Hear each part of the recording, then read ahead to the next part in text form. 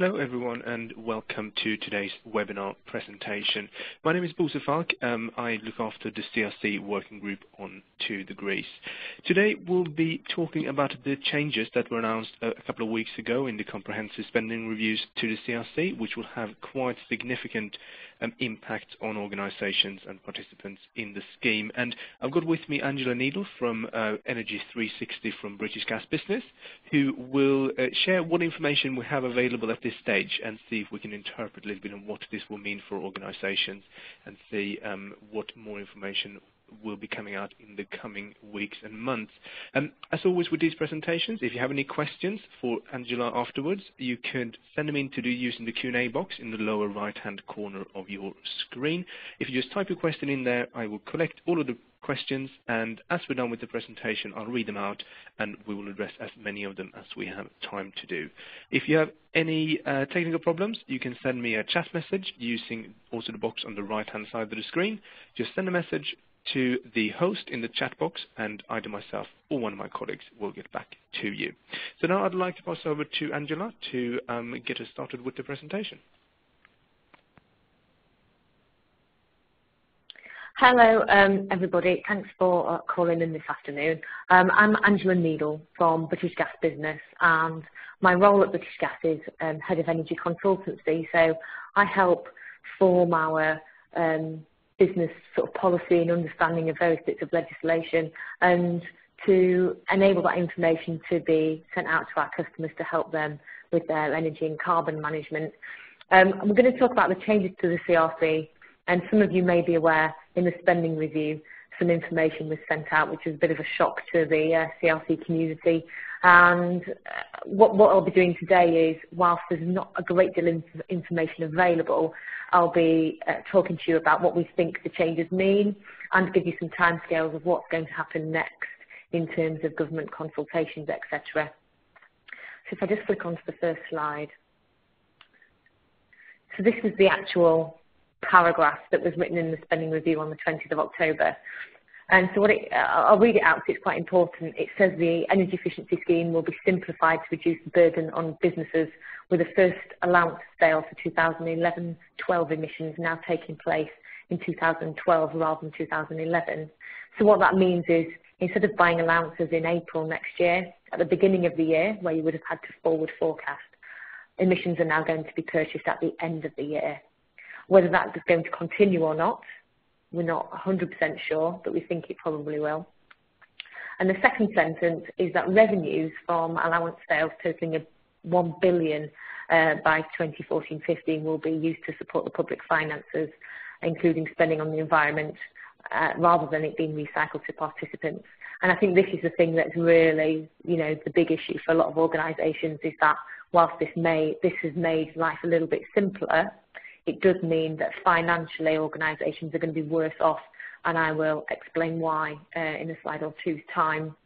And there's been a lot of feedback from government, etc., as to why they've done this, and the bottom line is always that we've got to raise the money from somewhere. And the final sentence was that further decisions on allowance sales are a matter for the budget process. I've yet to find out exactly what this sentence means, but it does suggest that there's going to be more information coming out in due course. Those of you who are participants in the CRC, and there perhaps are some on the line, will have received a letter from the Environment Agency on the 29th of October, and I've just summarised here what that letter says to those of you who perhaps haven't received it directly. It basically says, puts into bullet points the interpretation from the paragraph in the spending review. So the government's intention is to simplify the scheme. And we'll come on to why in a minute. I think there's been a lot of lobbying to government as to the CRC being overly complex. We, as British Gas Business, we've lobbied government on the fact that we believe the CRC is overly complicated for participants. However, we didn't believe that the removal of the recycle was the right thing to do. They want to clarify the price signal, so allowance sales will not be recycled back to participants. And this does mean that the price of carbon is going to be unknown, and so rather than having to guess how much might be recycled back to you and therefore the net benefit to or disbenefit to an organisation is the difference between allowance purchase and recycle, then it does mean that there's a fixed price and organisations will pay that amount of money and they won't actually receive anything back. So financially speaking, there's much less risk, although there's more money to be paid out. It does say, the fourth bullet point there, that the performance league table is going to be retained as a reputational driver with the metric weightings and publication dates as per the current legislation.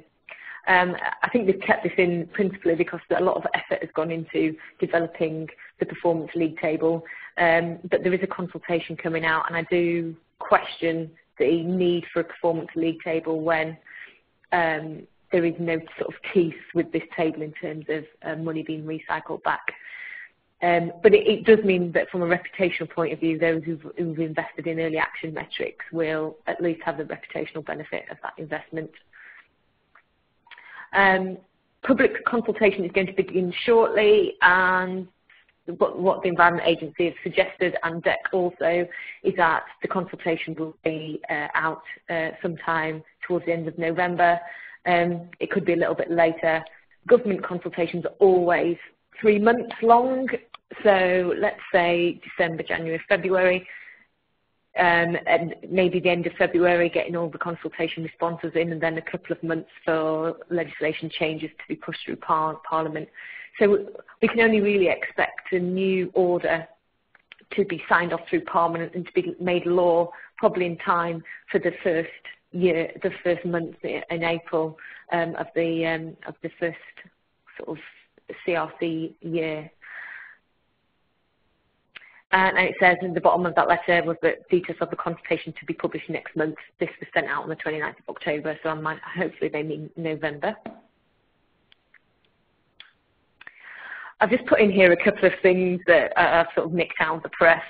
There's quite contrasting views from different organisations as to what the changes to the CRC means. So, for example, this is one from the public sector, public finance publication, that basically says that councils have condemned changes to the carbon reduction commitment energy efficiency scheme announced in last week's spending review because it could land them with tax bills of up to £1 million a year, which is more significant than even if you're in the middle of the league table, you would get a significant proportion of that back. And H&V News, which is heating and ventilation news, obviously an obscure publication, but it's important to look at what various people's views are. This is the radical transformation of the CRC energy efficiency scheme, or just what many in the industry have been asking for. The CRC is now effectively a tax, and many of us said that that was necessary to make energy a boardroom issue. I mean, if you think about that sentence, the CRC legislation has certainly made energy a boardroom issue. Whether the removal and the making it for tax will retain it as a boardroom issue is a different matter. I sort of align it now to the climate change levy, which has had much less influence on energy efficiency. Second bit there, it says that people have been pleading with the government to simplify the CRC, and it is certainly simpler now, and I'm going to talk about those in a moment. And this is a couple of things that were on the Guardian website. So it's been called the stealth tax. Business groups have condemned the stealth tax on companies that have invested in the government scheme to drive down CO2 emissions. We're all going to have an opportunity to respond to the consultation, and I think many of us invested significant time and effort into understanding the current legislation and preparing ourselves for it, which perhaps we don't want to have that wasted. CBI and Manufacturers Group, the EES, have attacked the announcement, and again it says here, changing the rules after the game has started is sort of removing this trust with which you can build up with government. So what else could they do? And I think that's the general feeling, is that people now feel a little bit wary as to whether this legislation is going to stay or go at all. So this is my assessment of the sort of pros and cons of the changes, and there are some benefits, so we shouldn't lose sight of those, especially in terms of how much more simple it has become. So let's talk about those first. So there's now no budget needed for allowance purchasing in 2011. The budget will be needed in 2012. Now, that is just a delay in terms of financing, but it may be welcome to some organisations. The other benefit is that previously organisations were going to have to forecast the amount of emissions that they were going to be responsible for and buy allowances up front, and that's part of, that's a step that a lot of organisations would have found quite difficult. They have to track all their energy data, they have to collect it, they have to forward forecast what investments are likely to make, any changes to their organisation, and then buy allowances and potentially trade them. So this does mean that that complex element isn't needed anymore. The other benefit is that there is now budget certainty in the CRC. So instead of double guessing where you're going to be on the league table, how much money you're going to get back, you now can categorically say a tonne of carbon is £12, and therefore if we invest in X energy project, it will save X amount of carbon, which will save us X amount of money. And that's much, much easier for organisations to deal with. Certainly in Centrica, we're looking at including the carbon price in all our energy investments going forward, and have been doing so for some time.